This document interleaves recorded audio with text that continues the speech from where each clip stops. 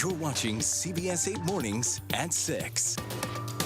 Hello, everyone. So glad you're with us here. 6 a.m. on your Monday. I'm Eric Connors. And I'm Nada Iranpour. Yeah, hopefully you had a lovely weekend. And yes, a holiday week for many people. Let's check in on the forecast. Meteorologist Evan Narani joining us. I think the rest of the country is going to be kind of jealous about what we exactly. have. And the wild part for the state of California is almost every other part of California might be jealous of us because they're still going to, in Northern California, be getting more rain. LA could even be seeing rain this week. And what do we have in San Diego? Nothing. We have a very dry week ahead.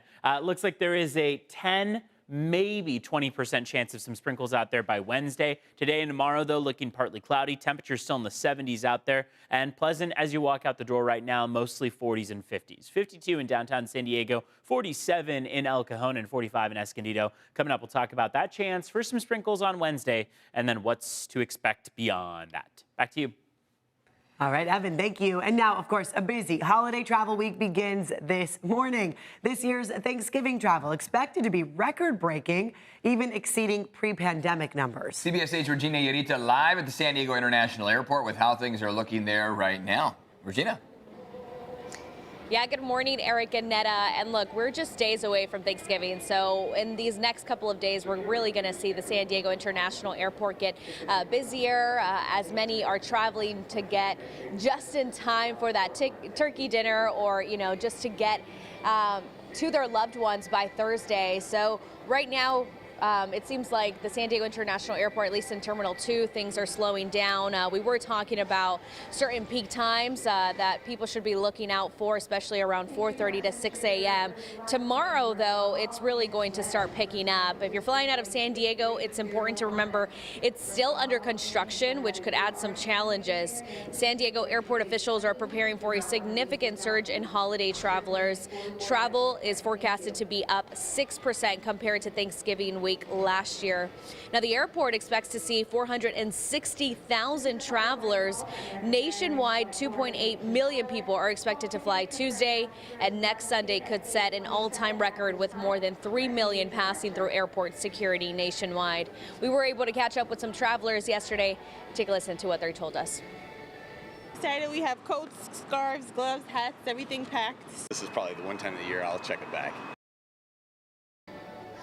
Another thing that airport officials are advising and recommending travelers this week is that you really take it seriously when they say come 2 hours before your flight, especially tomorrow as the crowds get even larger and just as we're days away from Thanksgiving. But that's latest here at Terminal 2 at the San Diego International Airport. I'll send it back to you. Wow, amazing to see how many people are there so early this morning. AAA does expect most travelers to drive to their Thanksgiving holiday destinations. A record 71.7 million people. That's over 1 million more than last year. Oh boy, and it's a good timing because gas prices are down for now. The average cost of a gallon of regular in San Diego County, $4.53. It was $5.04 a year ago. AAA says the worst travel times for drivers today between 1 to 5 p.m. The best would be before 11 a.m. So if you can get out the door earlier, the better. The heaviest travel days will be tomorrow and Wednesday. AAA urging drivers to leave earlier in the day, avoid rush hour commuters. They also say inspect your car, like check those fluids, tire tread, and brakes. This morning, the judge will decide if new evidence should warrant the court to reconsider the Menendez brothers' convictions. They are serving life sentences here in San Diego County for the 1989 murders of their parents in Beverly Hills. CBS 8's Chris Grow live in studio now with what we can expect today. Big day in court, Chris. Yeah, big day. A lot of hype obviously built up because of what's been going on at Netflix with both the documentary as well as the show. Now, the lawyers representing the Menendez brothers will ask a judge today to reconsider their sentencing.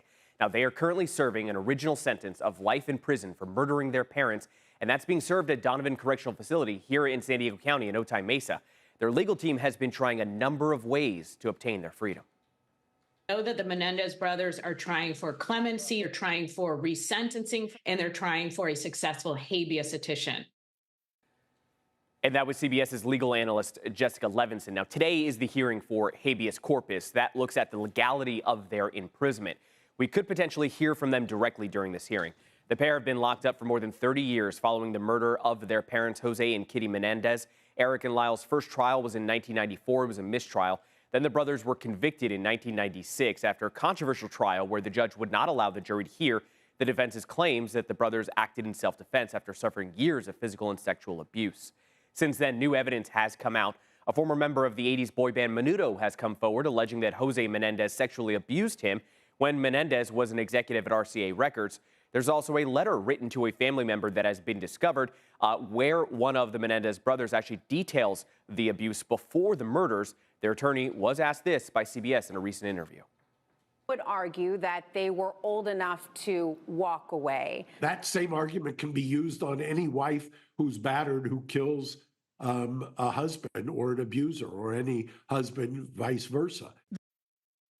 And then that was the Menendez brothers' attorney, Mark Garagos. The hearing will be at 10:30 this morning. Stay with CBS 8 as we continue to cover every aspect here as the Menendez brothers fight for their freedom.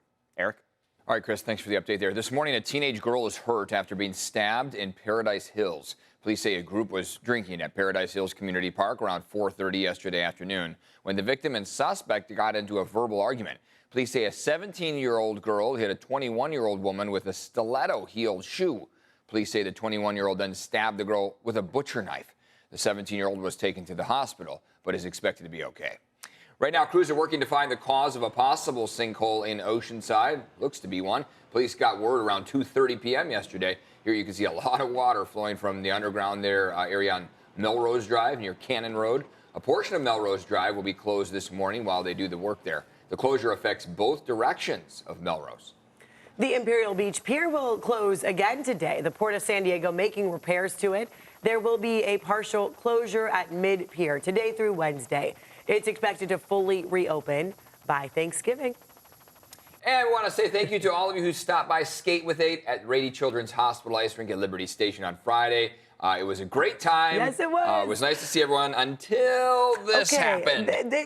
Accident happened. Yes, It does, an accident happened. It can happen, of course. I'm skating on ice. I'm not that great of a skater, and I took a little fall. I was trying to protect, a child. There's a kid that was whizzing right in front of by, me. right? It happens, and I just landed on my wrist. So just an unfortunate series of events. Bummer. There's the aftermath. I showed up right after it happened. Yes, literally. I'm like, Eric, look, this is what happens when you're not here.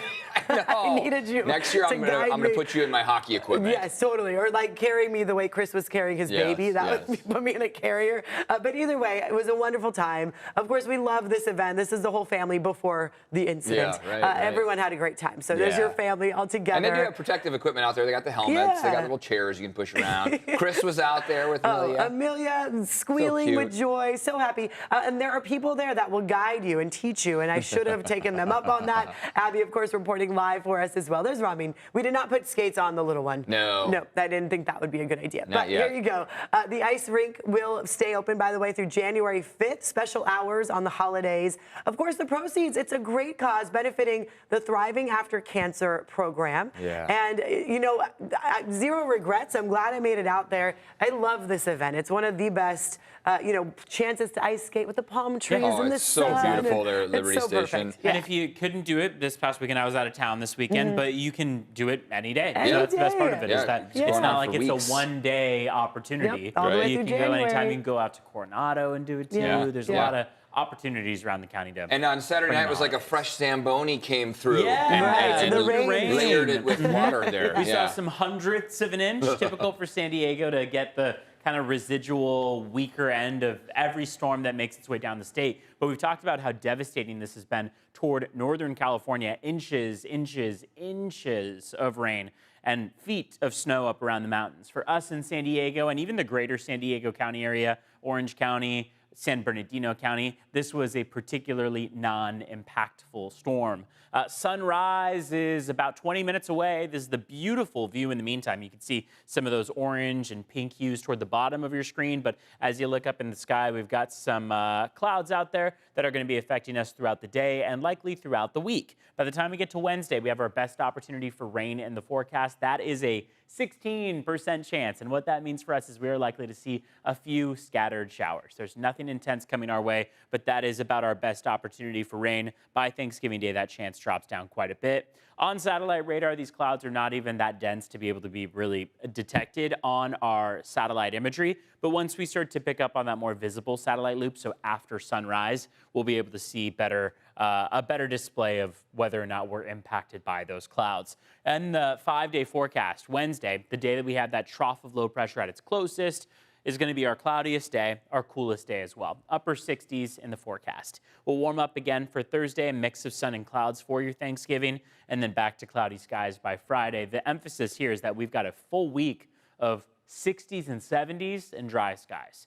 There's that chance Wednesday for a few showers out there, but we have a very low expectation, a low bar for what we will see Wednesday. If you're in other parts of the state, though, LA all the way up through Northern California, expected to be impacted much more than we will be. Let's look at your roads right now. It's 6:11 right now, and we have one crash that we can take you to that was impacting the roads a little earlier, might still be blocking 2 lanes there. This is the northbound 5 before Del Mar Heights Road.